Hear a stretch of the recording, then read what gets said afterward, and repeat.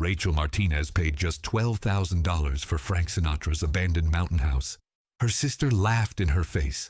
Her ex-husband called her delusional. The bank gave her 72 hours before eviction. But when she discovered what lay frozen beneath those crumbling floors, she realized she'd inherited $298 million in vintage wine and the most dangerous secret in Hollywood history. Rachel's hands trembled as she stared at the red notice taped to her apartment door. 72 hours. That's all she had left. Behind her, 7-year-old Sophie clutched her strawberry-scented stuffed bear, the one Rachel had found at a thrift store 3 weeks ago. "Mommy, are we leaving?"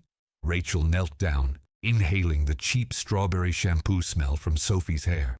"Just for a little while, baby. We're going on an adventure." The truth was uglier. Rachel had $473 in her checking account. Her ex-husband Marcus hadn't paid child support in 8 months. The diner where she worked nights had cut her hours to 20 per week.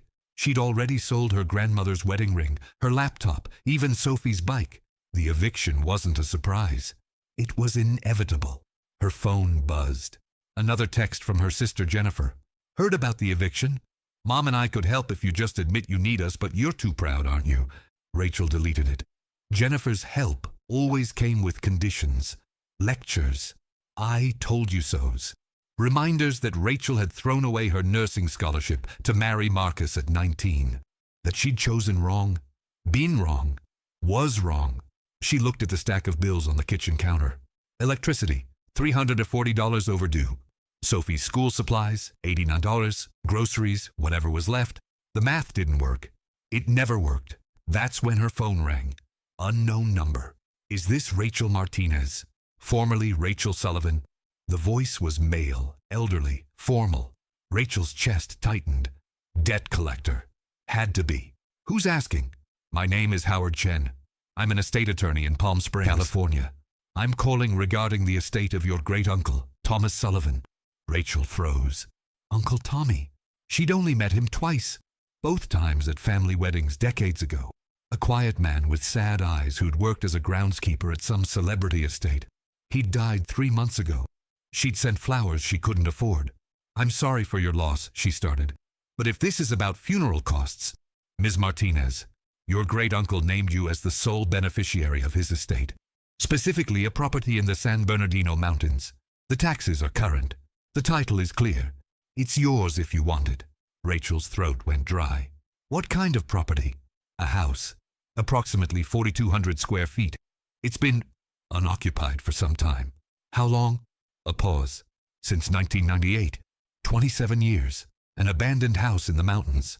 Rachel did the math. Even if it needed work, California real estate was worth something. Maybe $50,000, $75,000. Enough to stop the eviction. Get me ahead for once. "What's the catch?" "No catch. But I should mention the property has certain historical significance. It was once owned by Frank Sinatra.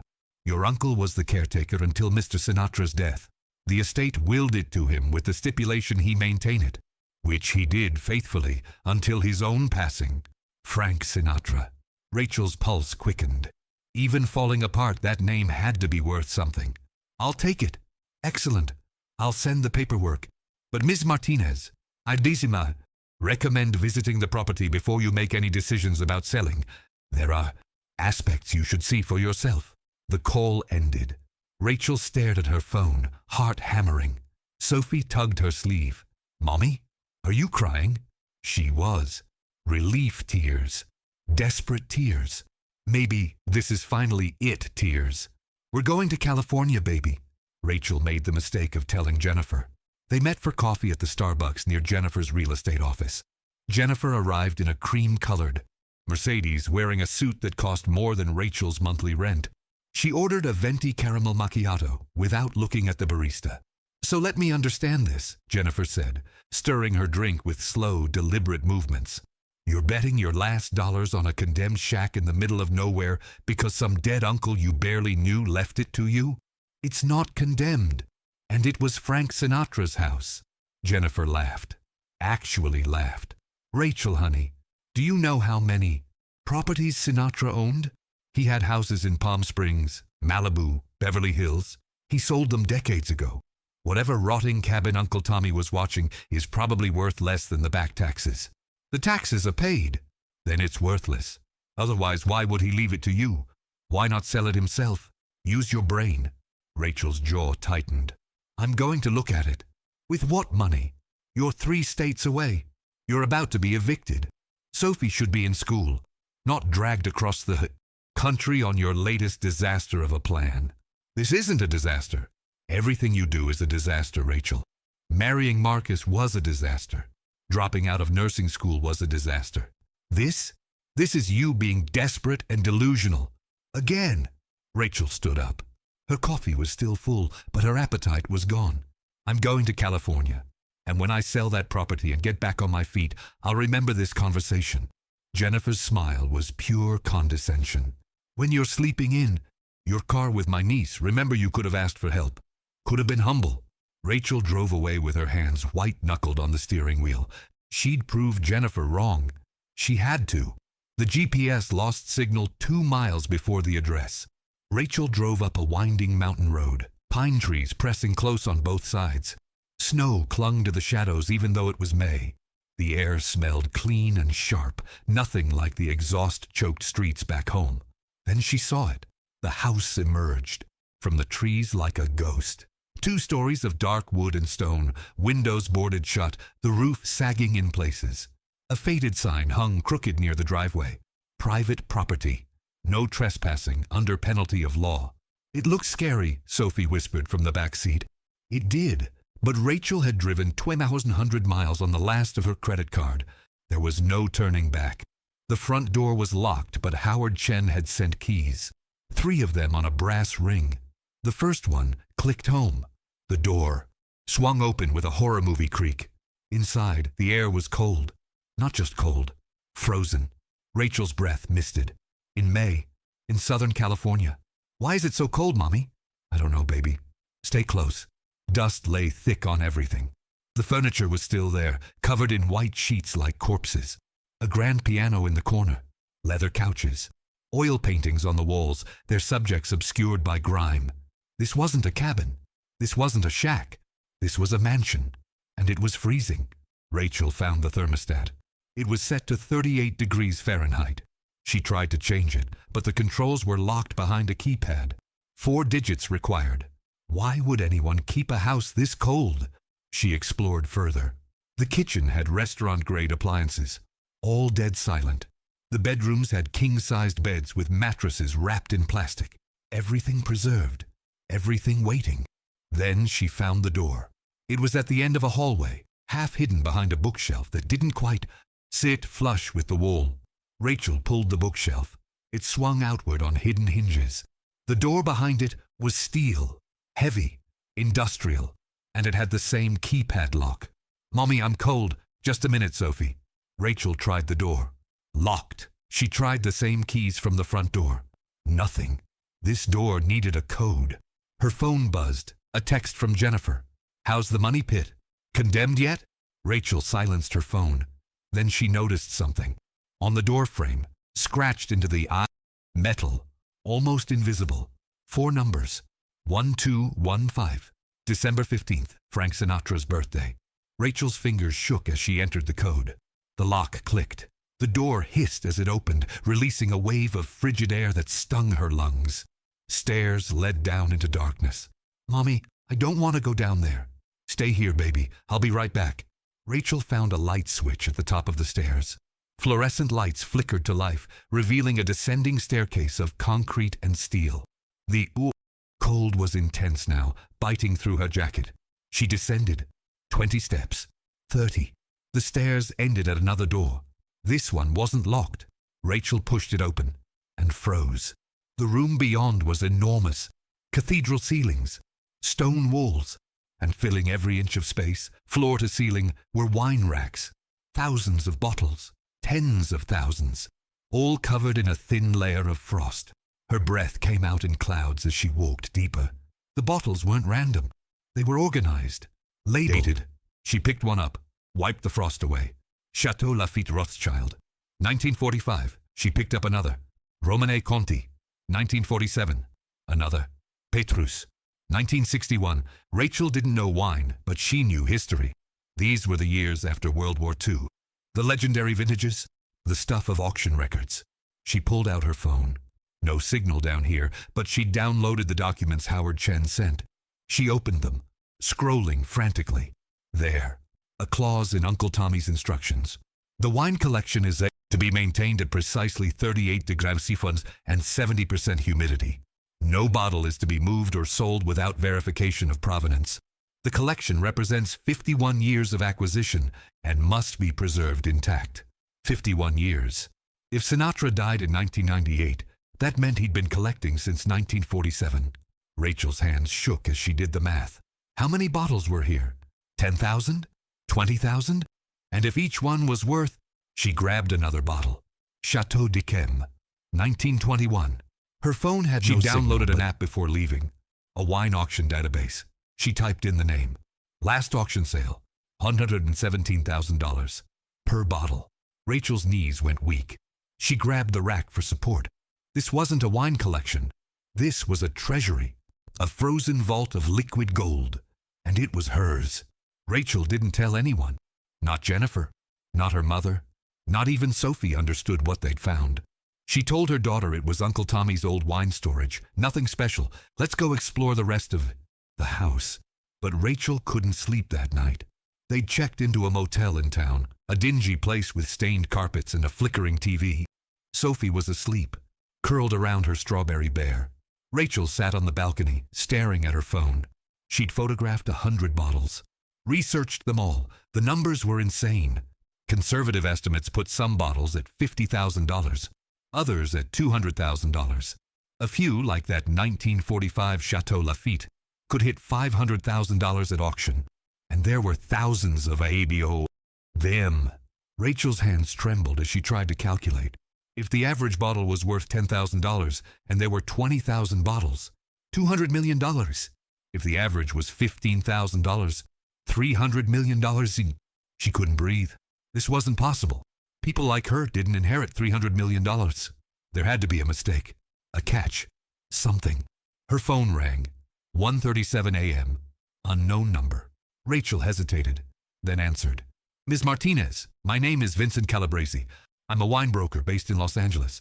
You've come into possession of a rather interesting collection. Rachel's blood went cold.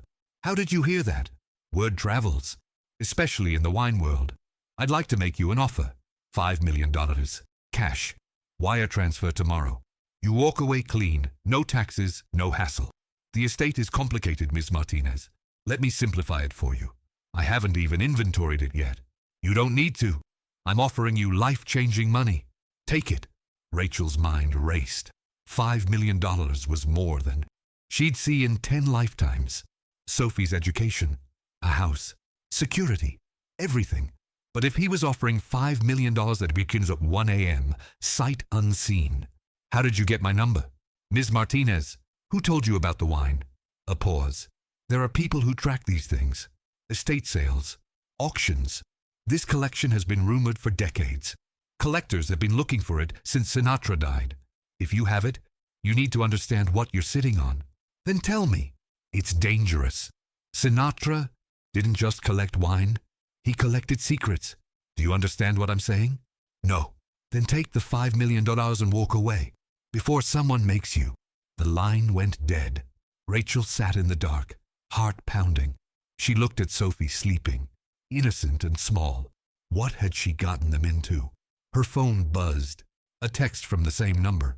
You have 48 hours. After that, the offer expires. And others will come. They won't be as generous. Rachel barely slept. At dawn, she drove Sophie to a pancakes and settled into a corner booth with her laptop and the motel's Wi-Fi. She started with Sinatra's biography. She knew the basics. The voice, the Rat Pack, the movies, the mob connections. But she dove deeper. Frank Sinatra died May 14th in 1998. Heart attack. Age 82. His estate was valued at $200 million, divided among his widow Barbara and his children. But there was no mention of the mountain house. No mention of a wine collection. Rachel searched property records. The house was deeded to Thomas Sullivan in 1998, 1 week before Sinatra's death. A gift. No sale. Just transferred. Why? She searched for Thomas Sullivan. Found an obituary. Devoted caretaker, loyal friend, survived by 3 nieces and 1 great-niece. That was it. No other information. Rachel tried a different angle. She searched for famous wine collections. Found articles about Sinatra's love of Jack Daniels, his legendary drinking, his parties, but nothing about wine. Nothing about collecting. Then she found something strange. A forum post from 2007 on an obscure collector's website. Anyone know what happened to the Sinatra Mountain Collection? Heard it was worth $100,000 even back in the 90s. Supposed to be hidden somewhere in San Bernardino. Complete provenance, untouchable vintages, but no one's seen it since he died. Rachel's pulse quickened. She scrolled through the replies. Urban legend. If it existed, it would have been auctioned. Not if it was off books. Tax. Shelter. Sinatra was clever. Or it's still there. Waiting. The thread ended there. But it confirmed what Vincent Calabresi had said. People knew. Or suspected. Rachel searched deeper. Found an article from 1995 in Wine Spectator. A brief mention. Frank Sinatra's private collection, rumored to exceed 50,000 bottles, remains one of the most mysterious in the world. The singer rarely discusses it publicly, and only a handful of trusted associates have seen the full extent. 50,000 bottles. Rachel thought about the cellar, the endless racks disappearing into the frozen darkness. She'd only seen a fraction. How deep did it go? Her phone rang. Howard Chen. Ms. Martinez, I hope you've had a chance to view the property. I have. Mr. Chen, did you know about the wine? A long pause. I knew there was a collection. I didn't know the extent. Your uncle was very private. He followed Mr. Sinatra's wishes to the letter, maintaining the temperature, preserving the inventory, never speaking of it. Why did Sinatra give him the house? Loyalty. Your uncle worked for Mr. Sinatra for 42 years. He was there for things others weren't. He kept secrets others wouldn't. When Mr. Sinatra knew he was dying, he made arrangements. The house and everything in it went to Tommy. With one condition. What condition? That it stay hidden until the right time. Until someone who needed it, not someone who wanted it, inherited it. Your uncle left explicit instructions. It had to go to family. Someone who would understand the responsibility. What responsibility? It's wine. It's not just wine, Ms. Martinez. I suggest you look more carefully. There's a room beyond the main cellar. The code is your uncle's birthday. September 3rd, 1936. 9336. What's in the room? The reason you've already received a phone call. The reason you need to be very careful. And the reason you're about to become either very rich or very endangered. Howard Chen hung up. Rachel left Sophie with the diner owner, a kind woman named Margaret who reminded her of her grandmother. She paid in advance for lunch and promised to be back in 2 hours. Then she drove to the mountain house. The cellar was even colder in the afternoon, the temperature rigidly maintained by humming refrigeration units she hadn't noticed before. Rachel walked past the wine racks, deeper into the cellar, following the narrow pathway between bottles. The space was larger than she'd realized. The cellar extended back at least 100 feet, the racks forming perfect geometric rows. She counted as she walked. 40 bottles per rack, 50 racks per row, 20 rows visible, 40,000 bottles, at least. At the back of the cellar, she found another steel door. This one smaller. Unmarked, Rachel entered the code. 9336. The lock clicked. Inside was a room no bigger than a walk-in closet. No wine racks, just a desk, a filing cabinet, and a wall of photographs. Rachel's breath caught. The photographs showed Frank Sinatra, but not the Sinatra of album covers. These were private, intimate. Sinatra laughing at a dinner table with men in expensive suits. Sinatra shaking hands with a man Rachel recognized from history books, John F. Kennedy. Sinatra at what looked like a mob wedding, standing beside Sam Giancana. Rachel moved to the filing cabinet. Unlocked. Inside were folders, dozens of them. She pulled one out at random. The label read, Calneva Lodge, 1960-1963. Inside were documents, memos, receipts, photographs of Sinatra at the Calneva Lodge on Lake Tahoe, the casino he'd co-owned with Giancana. But there were other photos too. Politicians, Hollywood stars, Women who looked too young, men who looked too powerful. Rachel's hands shook. She pulled another folder. Cuba, 1946. Documents in Spanish and English. Photos of Sinatra with mob bosses in Havana. Suitcases full of cash. A typed memo. Courier payment delivered. 2 mentors. Lucky Luciano confirmed receipt. Another folder.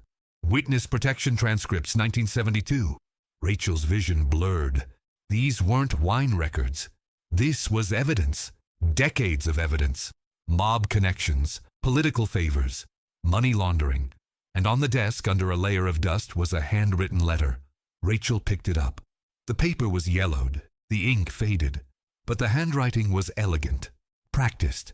To whoever finds this, if you're reading this, Tommy is gone, and you've inherited more than wine. You've inherited my insurance policy. I lived a complicated life. I knew people I shouldn't have known, did things I shouldn't have done. But I kept records, every meeting, every favor, every transaction. Not because I was a rat, because I wanted to survive. These files kept me alive, kept my family safe. When powerful men wanted me silent, I reminded them of what I had. Mutually assured destruction. The Cold War, but personal. The wine is my gift to you. Sell it. Enjoy it. It's worth a fortune. But the files are your protection. Because the moment you surface with this collection, they'll come for you. The families, the descendants, the ones who need these secrets buried. Don't trust anyone who offers to buy the wine. They're buying your silence. The only way you survive this is to make the secrets public. Insurance, like I had. Be smarter than I was. Be braver. Frank. Rachel's hands trembled. She photographed the letter. Then she photographed every folder, every document, every photo. Her phone's memory filled. She deleted apps, photos of Sophie, everything unnecessary. She had to document this. When she was done, she locked the room and walked back through the cellar, past the fortune in wine, up the stairs to the frozen house. Her phone had signal again. 17 missed calls, all from the same unknown number. She didn't answer. Instead, she called Howard Chen. I found the room. Then you understand. Who are they? The people calling me. Descendants. Fixers. People whose grandparents are in those photographs. This isn't just about Sinatra's reputation. It's about fortunes built on secrets, political careers, mob truces. If those files go public, a lot of powerful people have questions to answer. What do I do? That's your choice, Ms. Martinez. But I'll tell you what your uncle did. He kept the secret, maintained the house, lived simply. And when he died, he left it to someone he believed would do the right thing. What's the right thing? That depends on whether you want to. Survive. Part 7. The escalation. The offers came fast after that. First, a text. Ms. Martinez, I represent the Sinatra estate. We'd like to discuss the property. $25,000 for your time. Call me. Then an email. Rachel, you don't know what you have. $50,000 today. No questions. Then a knock on her motel door. Rachel looked through the peephole. A man in an expensive suit stood outside, hands in his pockets, looking casual but alert. Ms. Martinez, I'm Anthony Parisi. I'd like a moment of your time. Rachel didn't open the door. I'm not interested. I think you are. I'm authorized to offer you $200,000 for the property and its contents. That's life-changing money for someone in your situation. My situation? Eviction notices. Child support. A sister who thinks you're pathetic. I know everything, Rachel. Take the money. Give Sophie a real life. Rachel's blood ran cold. How did he know about Jennifer? About Sophie? Leave, now. $200,000. Think about it. I'll be in touch. She heard his footsteps fade. Then she heard something else. A car engine. She looked out the window. A black SUV was parked across the street. Tinted windows. Just sitting there. Watching. Rachel grabbed Sophie. We're leaving. But Mommy. Now, baby. They checked out through the back entrance. Rachel drove in circles for 20 minutes, checking the mirror constantly. The SUV didn't follow. Or maybe it did, and she just didn't see it. She found a different motel. Paid cash. No credit card. No ID if she could help it. That night, her phone rang again. Different number. Rachel, this is Diane Novak. I'm a journalist with the Los Angeles Times. I heard you inherited Frank Sinatra's mountain estate. I'd love to interview you. How did you get this number? I'm resourceful. Listen, if you have documents, photographs, anything about Sinatra's life, I can help you. I can tell the story. Protect you. Protect me from what? From the people who don't want the story told. Rachel, I've been investigating Sinatra's mob connections for 10 years. There are families who've spent fortunes burying this history. If you have proof, you're in danger. But if you go public, if we publish everything, you're protected. They can't silence what's already known. Rachel wanted to believe her, but trust felt like a luxury she couldn't afford. I'll think about it. Don't think too long. They're probably already tracking you. Change motels, use cash. Don't tell anyone where you are. The line went dead. Rachel looked at Sophie sleeping, her small chest rising and falling. What had she done? She'd wanted to save them. Now she'd painted a target on their backs.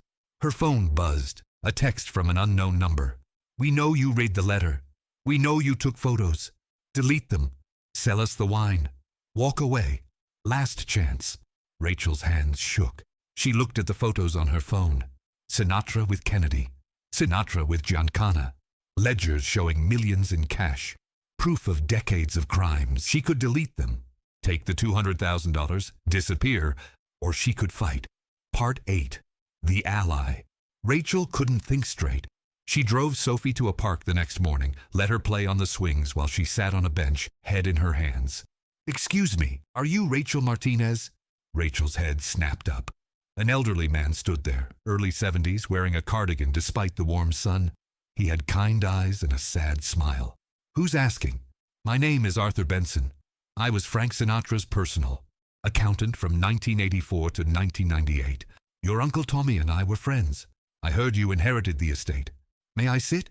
Rachel's hand moved to her phone. Ready to run. Arthur raised his hands. I'm not here to threaten you or buy you off. I'm here because Tommy asked me to watch for you. If you ever showed up, Tommy died 3 months ago. I know, but 2 years ago, when he knew his heart was failing, he called me, said if his great niece ever inherited the house, I should find her, help her. Understand. Understand what? Arthur sat down, keeping a respectful distance. That the wine collection is the least dangerous thing in the house. The files are what matter, and the families who want them buried will do anything to keep them secret. What families? The Gambinos, the Genoveses, not the mobsters themselves. They're dead, but their grandchildren, their great-grandchildren, people who've built legitimate empires on illegitimate foundations. Sinatra's files prove it all. Where the seed money came from, which politicians were bought, which murders were covered up. Rachel's throat was dry. Why didn't Tommy destroy them? Because Frank made him promise. Frank said the truth was the only weapon he had. If anyone ever came after his family, after Barbara, after the kids, the files go public. Mutually assured destruction. It worked. No one touched the Sinatras. But now Frank's dead. Barbara's dead. And you're the one holding the bomb. So what do I do? Arthur reached into his pocket. Rachel tensed, but he only pulled out a business card. This is Dr. Ellen Weiss. She's a historian at USC.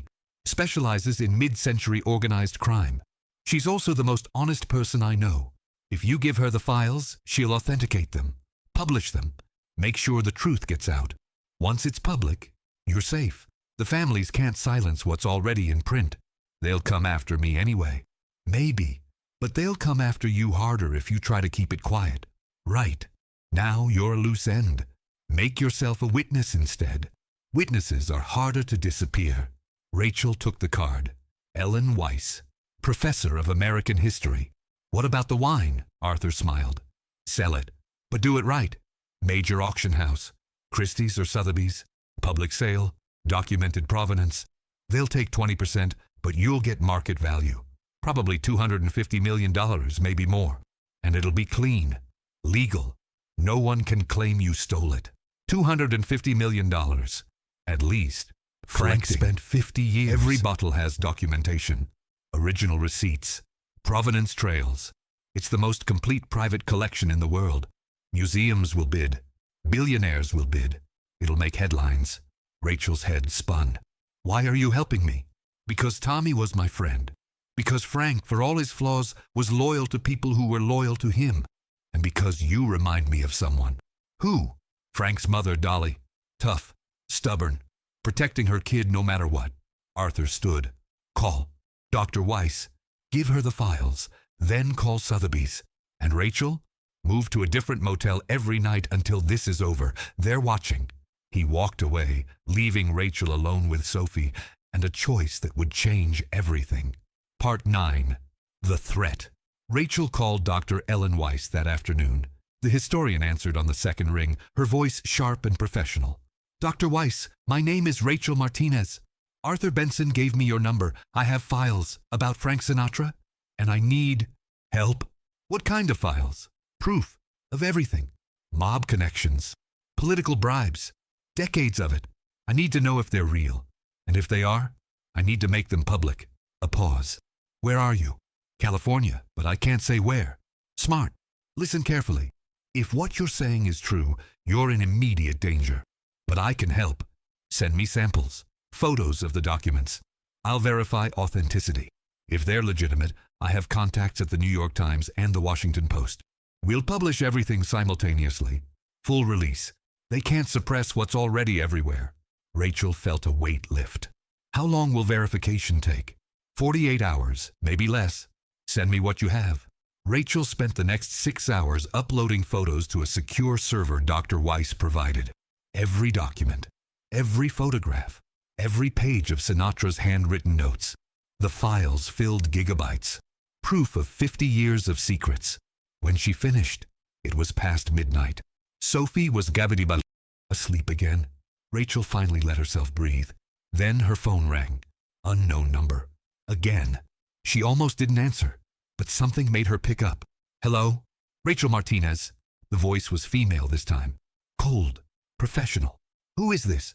My name doesn't matter. What matters is that you've made a serious mistake. You've been uploading files to a university server. Files that don't belong to you. Rachel's blood froze. How do you? We've been monitoring your phone since you entered. That house. Every call. Every text.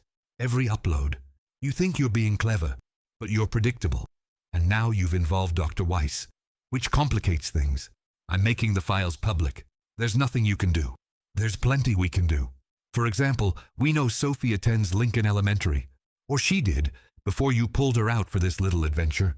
We know your ex-husband Marcus lives in Denver, owes $15,000 in gambling debts, would be very interested in a custody case if he had the money for a lawyer. Rachel's vision blurred. Don't you dare. Or we could approach your sister Jennifer, offer her $100,000 to testify you're an unfit mother. She'd do it, wouldn't she? She already thinks you're pathetic. You leave them alone. Then stop this. Delete the files. Sell us the wine. Take $500,000 and disappear. Raise Sophie somewhere quiet, somewhere safe. Or keep fighting and watch us destroy every person you love. The line went dead. Rachel sat frozen. Phone, trembling in her hand. They knew everything. About Sophie, about Marcus, about Jennifer. They could take her daughter away, ruin her life completely. She looked at Sophie sleeping. So small, so innocent. What kind of mother was she, putting her child in danger for money? For justice? Maybe they were right. Maybe she should walk away. Her phone buzzed. A text from Dr. Weiss.